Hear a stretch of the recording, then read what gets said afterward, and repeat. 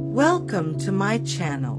Before we get into this first case, I do want to say this is a new true crime channel. We true crime junkies need our fix of true crime stories to chill out on after a long day's work, and that's what I'm here to provide. This is the story about a little boy who grew into a monster.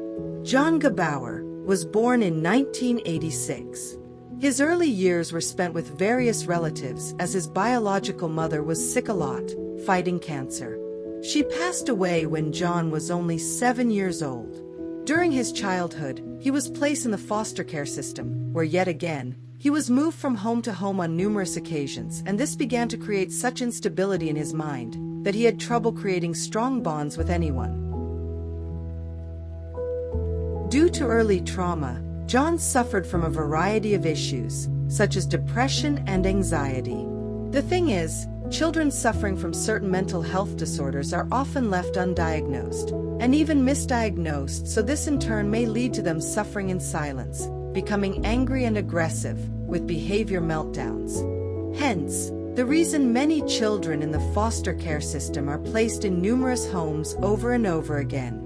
The foster families' hands are tied and child service agencies are overwhelmed with children needing homes, so the children end up with bonding issues from all the instability from move after move, and continued change in caregivers. Attachment to anyone can become very difficult. Whatever happened to John in his earlier years was left far behind because at 13 years of age, he went to live on a 100-acre farm with Allison and Ed Gebauer, who adopted him. After the adoption, John seemed to adjust well. Neighbors said he was a polite boy, however it was reported the police from the area knew him as a troubled kid who often ran away. The school also considered John a bully of sorts with various issues while attending school.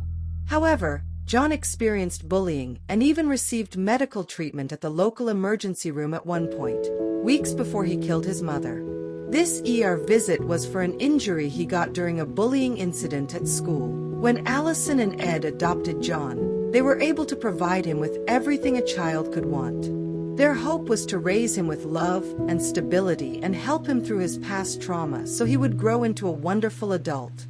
What they didn't know was that their new son was a simmering pot of oil, about to reach its boiling point and ignite into an explosion of horrific murder and assault of his adopted mother. On the early evening of February 13th, John's adopted father, Ed, was away on a business trip. He checked in with the family by phone at one point, and was told that Allison and John would be going to end their evening doing chores in the barn before their day was over. However, their adopted son John had other plans for the evening, and those plans were thought about the prior week, when he stole a gun from a family friend's house when he was over there visiting. During the evening farm chores, John, with gun in hand, snuck up behind Allison and shot her. Authorities are unsure if she was still alive when he assaulted her body, or if she was abused after death. Allison lay dead in the barn after this vile, corrupt, evil human being abused her. What he did to her I won't mention on YouTube, but Allison was found deceased without her pants on, and authorities are unsure if she was violated before or after death. John, being the coward that he was, fled in the family's automobile, with a cache of guns, stolen credit cards, and an unknown sum of cash, showing no remorse for this woman who took him into her family and tried to help him live a good life.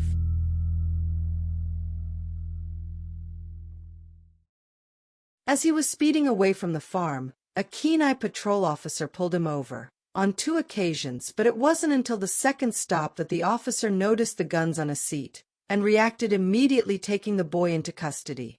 At the police station being questioned, John Gebauer confessed to his crime, telling the officers he killed and assaulted his adoptive mother. He, John, also went on to plead guilty in a court of law.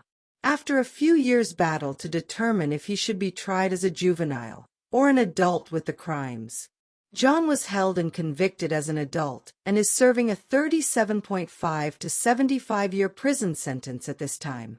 As you can see in the charges upon his arrest in 2002, he ultimately pleaded guilty to the following crimes: third-degree murder, theft of firearms, abuse of a corpse, theft of credit cards, and unauthorized use of a motor vehicle.